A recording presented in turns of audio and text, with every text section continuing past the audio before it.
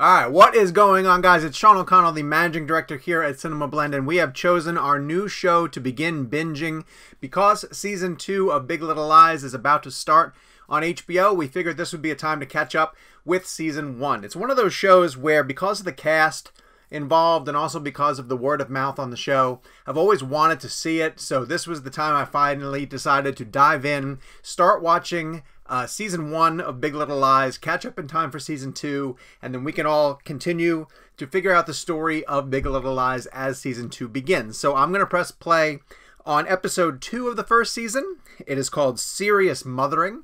So far we know that there's a dead body, but we don't know who it is, and we're starting to fill in the backstory of some of these really fascinating characters. Before we begin, of course, do me a favor, go down, hit the subscribe button, turn on your notifications, because every time we post a video here at CinemaBlend, you are going to want to know about it.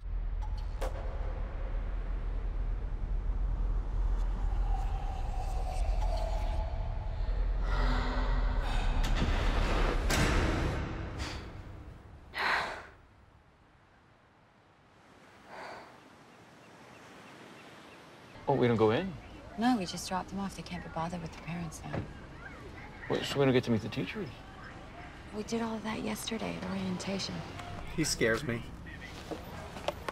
Hey! School time. Look at his temper. You could have told him at the orientation day, wasn't it? He's gonna be fine. I promise. Get laid, bitch. Maybe it was inappropriate handing out invites on the first day, but Renata's a planner. Renata was sending a message. I changed my flight so I could be here on their first day of school. And then I don't even get to go in the building. I understand, but I just... And for you to just dismiss my being upset about it? I didn't dismiss anything. I just don't want to be blamed. You know what I think? I think you didn't want me to be there for orientation. You decided to have that moment all to yourself. Mommy and her boy. You're such a child. Oh! Don't.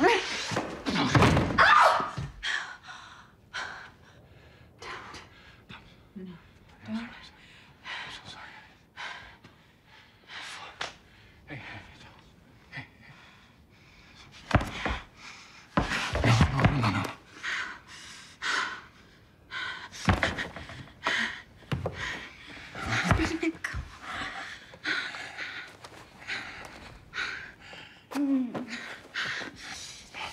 You guys are normal.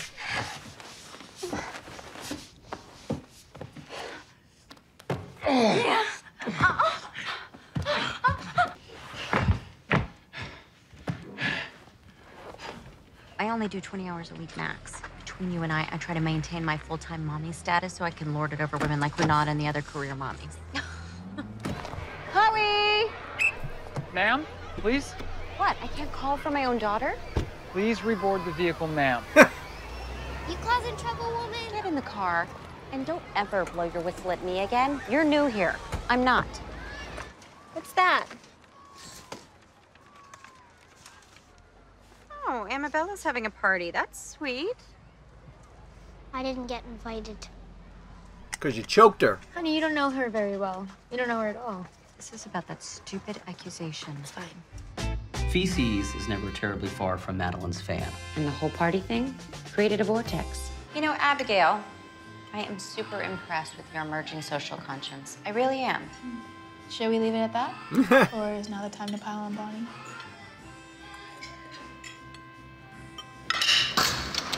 I'd ask what's the deal with Bonnie, but I think we both know it's really about Nathan. Is Nathan the one? What? What do you mean? One. For every person, there's the one. Case in point, you're my one. Well, you are my... Shut up. But for you, he's the one you fell irreparably in love with, who irreparably broke your heart, who you apparently can't get over 15 years later. I will not be anybody's runner-up. You need to hear that. Can I ask what brought you here? The schools are great. To build a better life for a son, that's all you'll get. Whoa. Yes, Ziggy. I did come here with dreams of a certain life. You are right. We are looking at the victims' relationships with every parent who attended trivia night. It wasn't very sweet to single out and exclude little Ziggy. Really? think it would be okay for little Amabella to be strangled at her birthday party? I don't think so. If Ziggy doesn't go, then Chloe's not going. Okay, well, I don't think this is the right time to be. And if Chloe's out, then the entire brigade will follow. She's basically the Pied Piper. Do not fuck with my daughter's birthday. I was in that bar, and I distinctly saw Madeline glance at a steak knife. What a cunt. Excuse me? Why don't you get fucked? Wow. The war is on.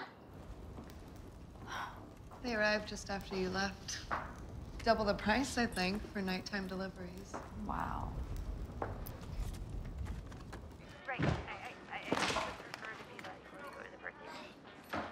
I need to talk to you.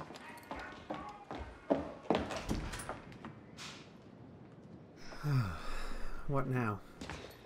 Not having sex, I promise you. What are those pills?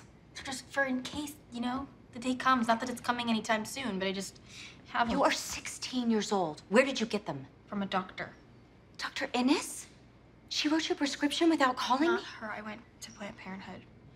Oh. Please don't make a big deal about this. I'm not sexually active, okay?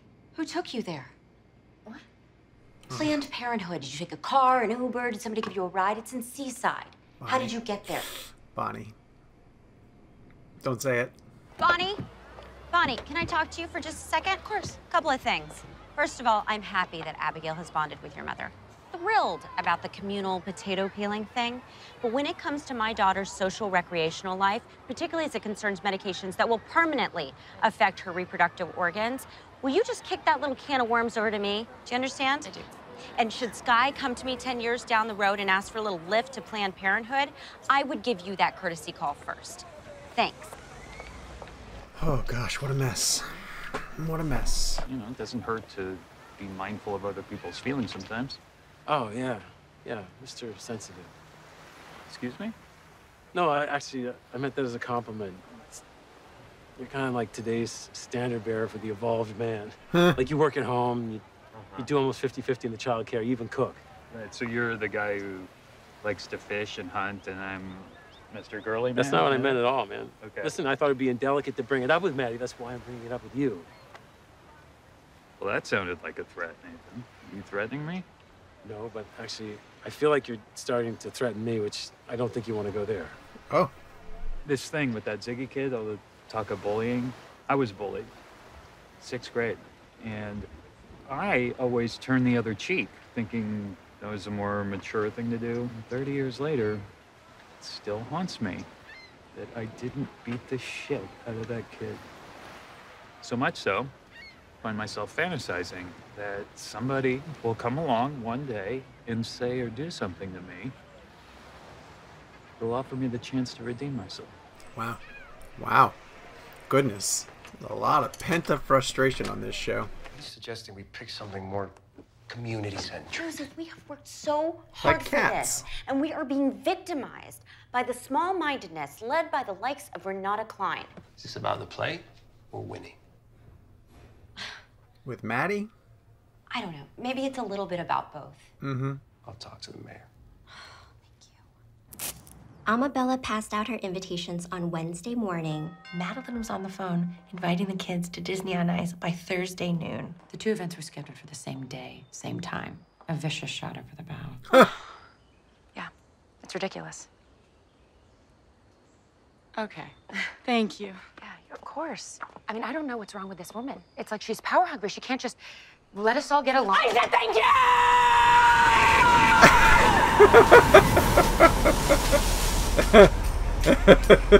Hello?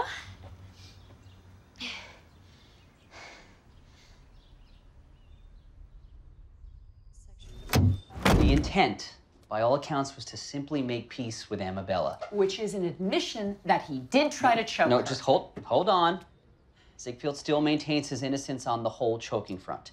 The idea of brandishing affection upon Amabella was first proffered by Chloe in an attempt to ameliorate the whole birthday party I'm sorry, brouhaha. excuse me. Are you saying Chloe had something to do with this? Yes. Yes. Mrs. Klein, she played a song. She invited Ziegfeld and Amabella to dance, and it seems your daughter has inherited the let's solve everyone else's problems gene. The motion was then seconded by Skye. I don't believe that my daughter would ever sanction a non-consensual touching. She's a very peaceful child.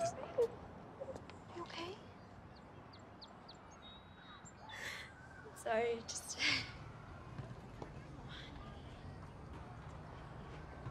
We're just kids. Just tell me we're okay. Can you not want to make up on this song? Come on. Make up, yes, not make out, silly. It's what you guys do when you get mad at each other. Big hug, kiss, bang, and everything's better again. But it's different with married people. Why? I don't know. It just is. Don't start with me. At pickup, I heard one of the mothers say I was a little monster. Ooh. What? Maybe you're not a monster. You're not a monster. Ziggy, there's nothing wrong with you.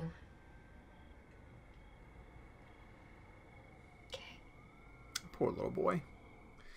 All right, let's dive into how messed up everybody is in this show. The conflicts that were introduced in the opening season, in the opening episode of the first season, have just grown deeper. The hooks are sinking in little by little, and while it's largely Team Renata versus Team Madeline, pitting Laura Dern against Reese Witherspoon, there are several other what seem to be smaller conflicts that have grown in stature over the course of this second episode. And what I find most interesting about this is that this is not exactly heightened reality. It's pretty believable. I know these people. I know people like this. I've seen examples of these conflicts play out, especially in a school setting. Now, okay, maybe not exactly as life and death as this is being made out to be, but these little backbiting, dramatic confrontations happen. They happen in real life, and they're caused by status arguments, and they're caused by marital strife, and they're caused by people who think that their children are being slighted. And this show is tapping into real, honest, and uncomfortable truths that exist in society. And I'm willing to bet this is why the show is as popular as it is. Because A, it's beautifully shot and really well acted, but I'm guessing that there's a lot of people who watch this show who see very slightly distorted versions of either themselves or people that they know.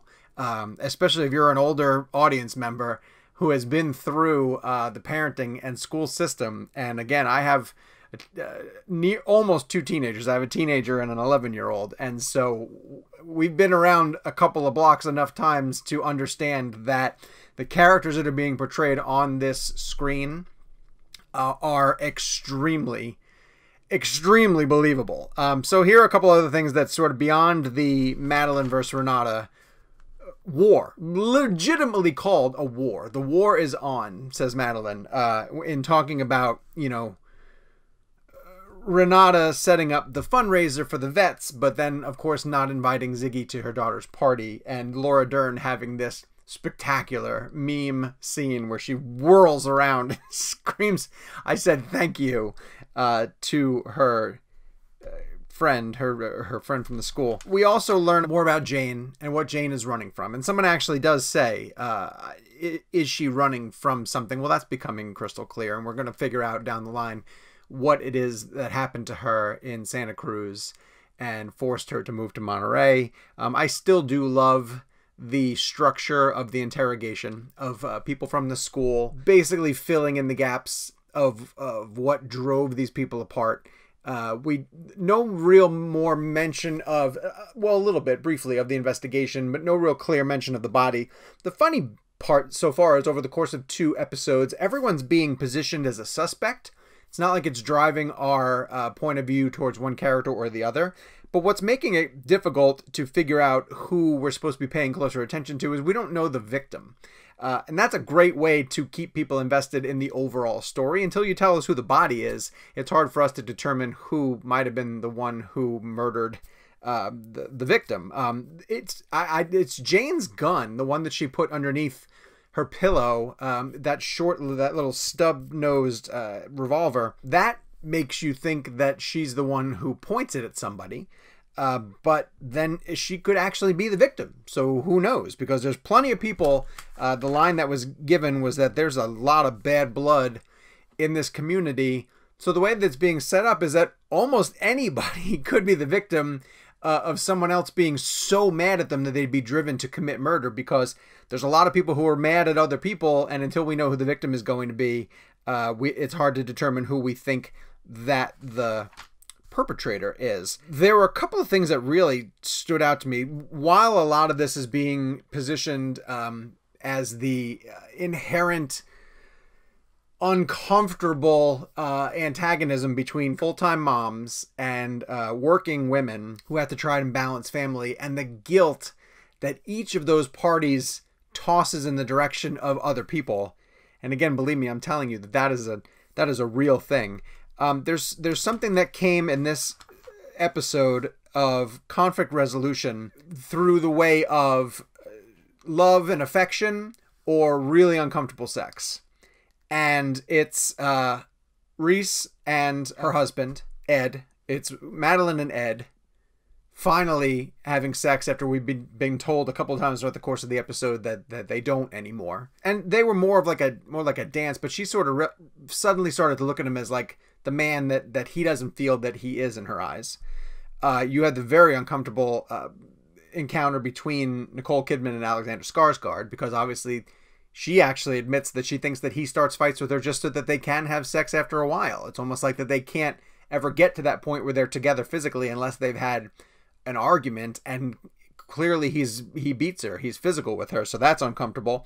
And then Ziggy trying to apologize to the girl that he allegedly choked, though he says he didn't yet, sort of does a dance and kisses her in a way that makes her uncomfortable. So it's a not so subtle subtext to all the things that are going on here about the fact that this conflict resolution is being resolved through signs of affection and sex, but sometimes in ways that it's not necessarily wanted or earned. So I think that that's going to be a theme that the show's going to want to explore as we go through it.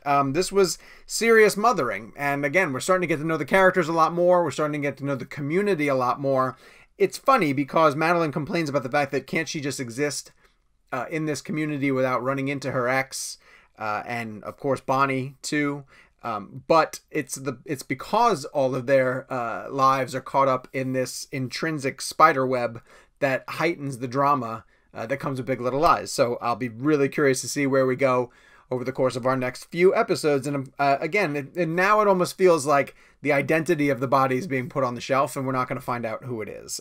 How long will we have to wait to figure out who the victim is? That remains to be seen, but we'll figure it out soon enough, because we're going to dive into episode 3 of season 1 very, very soon. So go down to the comments, start to give me some of your guesses.